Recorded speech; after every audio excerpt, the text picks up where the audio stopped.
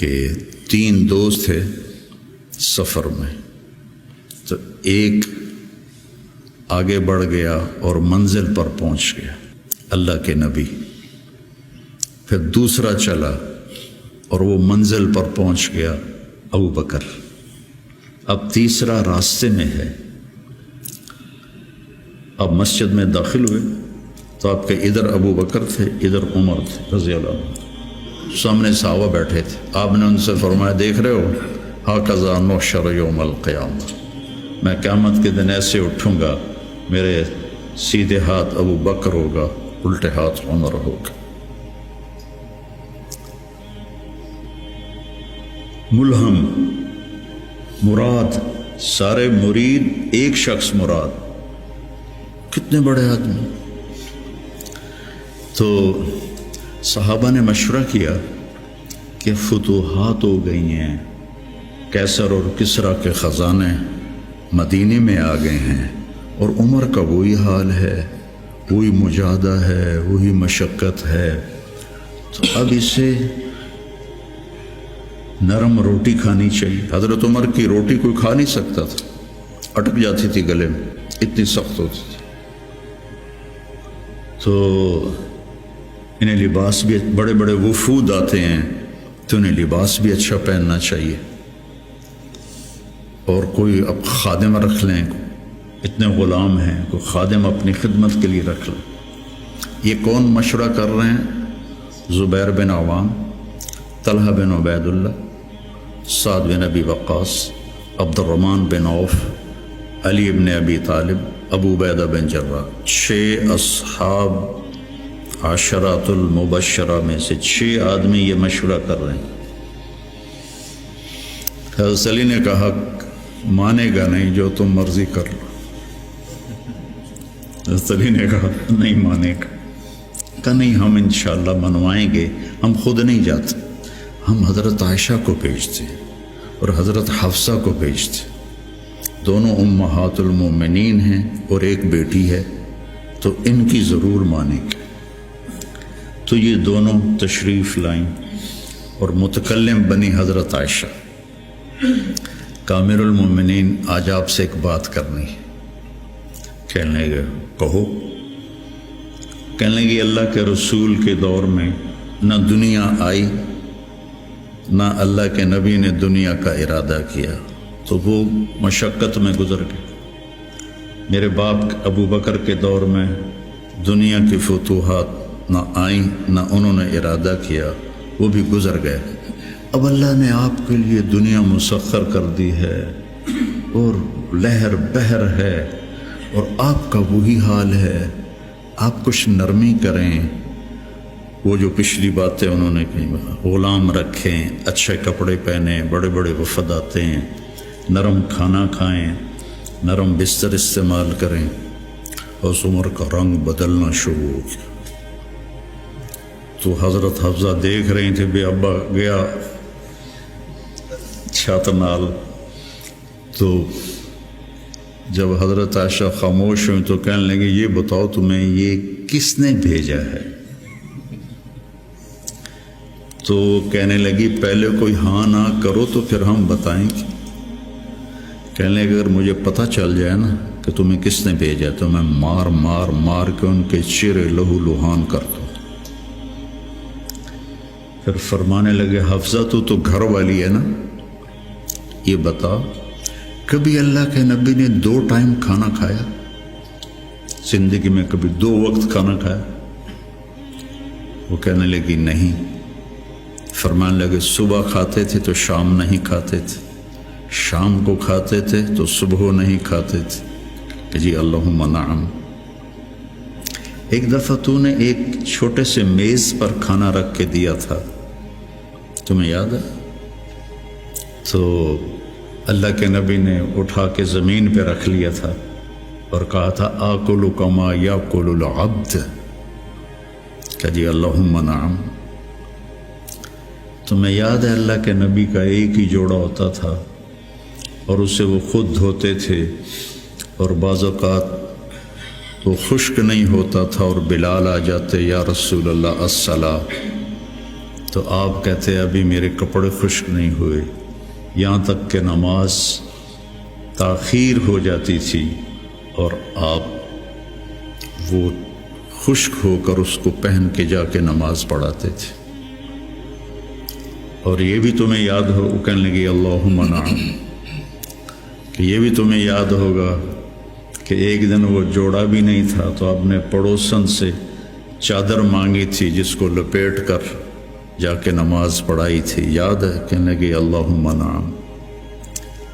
کہا نبی کا بستر کیسا تھا تیرے گھر میں؟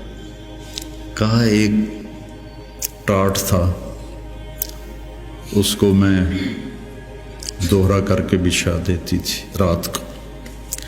تو حضرت عمر کہنے لگے ایک رات تو نے اس کی 4 تہیں لگا دی، تو صبح اللہ کے نبی نے کہا حفصہ میرا بستر تبدیل کر دیا ہے؟ کہ نہیں یا رسول اللہ وہی ہے، بس 2 کی 4 تہ لگا دی۔ کہ اس کو دوبارہ ویسے کر دے، مجھے رات کو اٹھنے میں مشکل پیش آئی اس کی نرمی کی وجہ سے، یاد ہے؟ کہنے لگی اللہم نعم۔ تو فرمایا اللہ کے نبی نے کبھی 2 سالن کٹھے کھائے؟ اللہ کے نبی نے کبھی 2 سالن کٹھے کھائے؟ کہنے لگی نہیں، کوئی نہیں کھائے۔ تو حضرت عمر رونے لگے،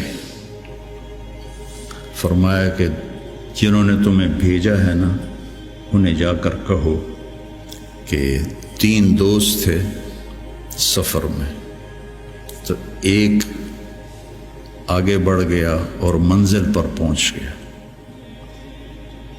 اللہ کے نبی، پھر دوسرا چلا اور وہ منزل پر پہنچ گیا ابو بکر، اب تیسرا راستے میں ہے، ان کے راستے پر رہے گا تو پہنچے گا ورنہ بھٹک جائے گا۔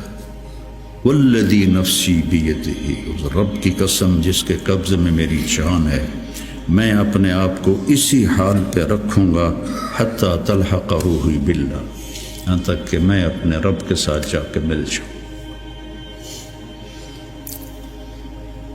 جن کو اپنی ذات کی طرف نبی کی محنت متوجہ کرتی، تحریکیں اوروں کی طرف متوجہ کرتی، اور انبیاء کی محنت یا قوم اعبدوا اللہ ما لکم من الہ غیر، یا قوم انی لکم نذیر مبین ان اعبدوا اللہ واتقوہ واطیعون انی لکم نذیر مبین انی لکم ناصح امین۔ اور جب خنجر لگ گیا اور پتہ چل گیا کہ بچنا ممکن نہیں ہے، تو اپنے بیٹے کو بلایا عبداللہ بن عمر، فرمانے لگے جاؤ عائشہ کے پاس اور ان سے کہو کہ عمر اپنے ساتھیوں کے ساتھ دفن کی اجازت چاہتا ہے، اور امیر المومنین نہ کہنا، عمر کہنا، چونکہ اب میں امیر المومنین نہیں ہوں۔ اگر وہ اجازت دیں تو مجھے وہاں دفن کر دینا، ورنہ مجھے عام قبرستان میں لے جا۔ عبداللہ بن عمر رضی اللہ تعالیٰ عنہ تشریف لے گئے تو عائشہ رضی اللہ عنہ بیٹھی رو رہی تھی، تو انہوں نے عرض کی اماں جان میرا باپ عمر بن خطاب اپنے ساتھیوں کا قرب چاہتا ہے۔ تو حضرت عائشہ رضی اللہ عنہ نے روتے ہوئے کہا یہ جگہ تو میں نے اپنے لیے رکھی تھی، لیکن اگر عمر طلبگار ہے تو مرحباً بعمر۔